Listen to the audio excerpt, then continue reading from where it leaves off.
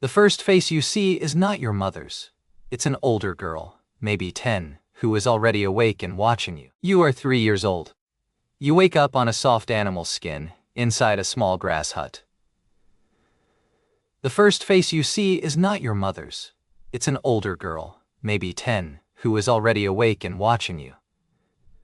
Behind her, a grandmother stirs a fire. Somewhere outside, a group of children is laughing. For almost all of human history, this is how a child woke up, not alone with 2 tired parents in a quiet house, surrounded.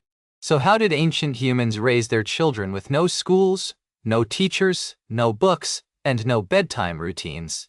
How did a small child learn everything it needed to survive, from people who could not read a single word?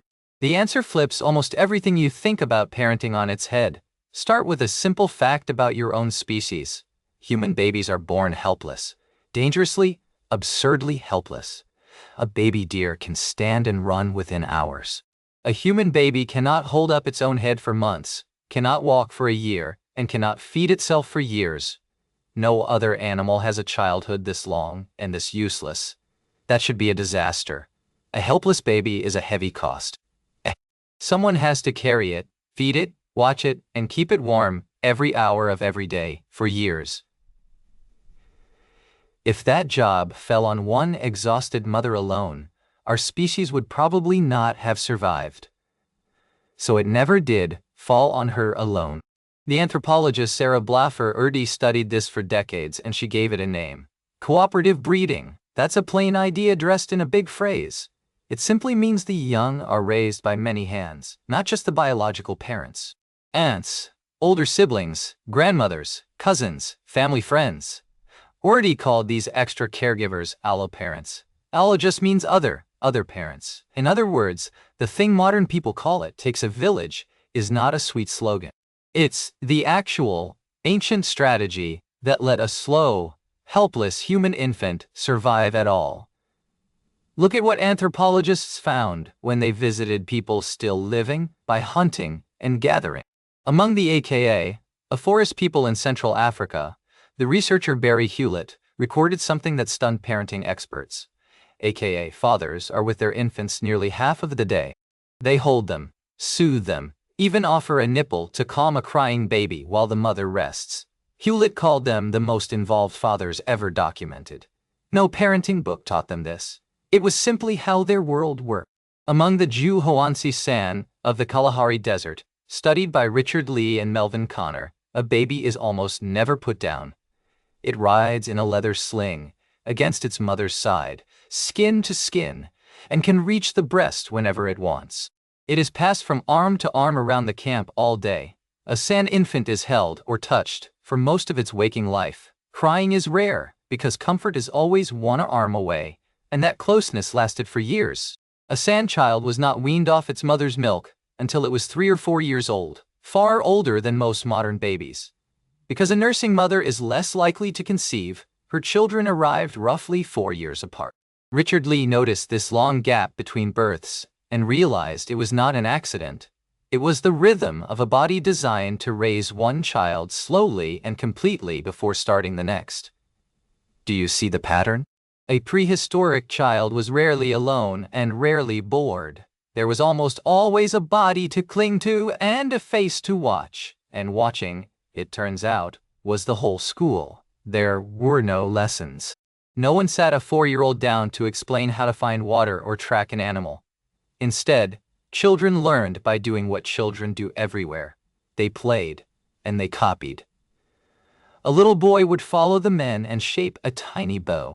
A little girl would dig alongside the women and learn which roots were food and which were poison. Play was not a break from learning. Play was the learning, and most of that play happened in a mixed-age pack.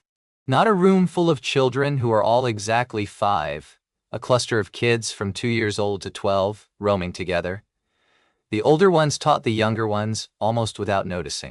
A 9-year-old showing a 5-year-old how to crack a nut is teaching. A 5-year-old copying an 8-year-old is going to school. The playgroup was the classroom, and no adult had to run it. The psychologist Peter Gray, who studied how children learn in these societies, argued that this mixed-age free play is how humans are built to educate themselves. Younger children stretch to keep up with older ones. Older children deepen what they know by explaining it. Nobody grades anyone. Nobody fails. The child simply absorbs the whole skill set of the tribe by living inside it, day after day, year after year. This changes what childhood even meant. An ancient child was given something modern children rarely get: freedom, and real trust. Small children handled knives and sat near fire. They wandered away from camp with the other kids and came back on their own. Anthropologists who lived with foragers were often shocked at how much danger these societies allowed their young to be around, and how competent the children became because of it. A child trusted with a blade at 4 is a very capable child at 10. Now here is the twist, the counterintuitive part that reframes your own life. We tend to imagine the past as harder for parents, more children, more danger, more work. And in some ways it was. But in one crucial way, ancient parents had it easier than you do. They were never alone.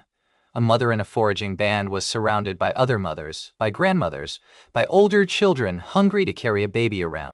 The load was spread across many backs. Then, only a few thousand years ago, we invented farming and later cities, and eventually the private house with a door that closes. And slowly, without meaning to, we did something no human society had ever done before. We took the mother and the child, and we put them in a room by themselves. Think about that. For roughly 300,000 years, raising a child was a group project, loud and shared and constant. The isolated parent, alone with a baby all day in a silent home, is not the natural human way.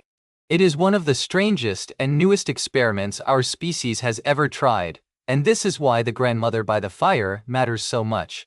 There's an idea in anthropology called the grandmother hypothesis, tied to the work of Kristen Hawkes among the Hadza people of Tanzania. Hawkes noticed that Hadza grandmothers were not resting in old age. They were out digging tubers, hard roots buried deep in the ground, and feeding those roots to their grandchildren. A grandmother who can feed a weaned child frees the mother to have another baby sooner. Human females are almost unique in living long, healthy decades after they stop having children of their own. That long old age may exist precisely because grandmothers were so useful at raising the young. Your grandmother, in other words, may be part of the reason your species succeeded. So let's go back to that grass hut. Let's reconstruct one ordinary day. You wake, and you are handed to your older cousin. You spend the morning in a swarm of children of every age, digging, chasing, and pretending. When you're hungry, you drift back to camp and someone feeds you. When you're tired, you fall asleep against whoever is closest. Your father carries you on his shoulders in the afternoon. Your grandmother slips you a sweet root she dug that morning. By nightfall, you have been held by a dozen different people and taught by all of them, and no one called any of it teaching. You learn to be human the way humans always have, not in a classroom, in a crowd of people who loved you. And that instinct never left you. Watch what happens today when a baby cries in a room full of adults. Heads turn. Hands reach out. Strangers QO and offer to hold it. That pull you feel toward a child that isn't yours is not random. It's the echo of the alloparent, the ancient wiring that says a child belongs to more than its parents. Your body still remembers the village, even when the village is gone. So the next time you feel that a family should not have to raise a child alone, listen to that feeling.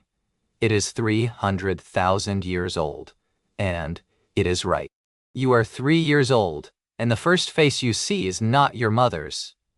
It never was supposed to be just hers. It was supposed to be all of ours.